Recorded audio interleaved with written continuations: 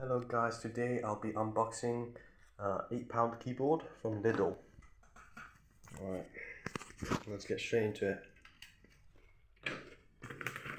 Alright, so, ooh, damn,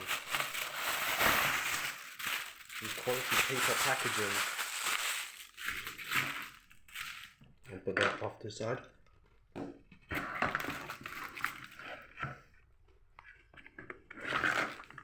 So this is like top shelf keyboard. It cost me £8 from Lidl.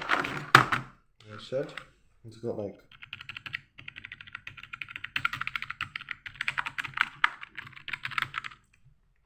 that. The control is actually in the correct space, which is bad because I'm used to playing like this, not like that.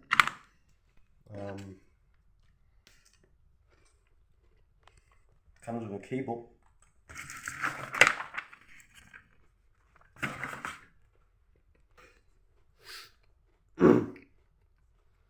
So guys, I hope you loved this video.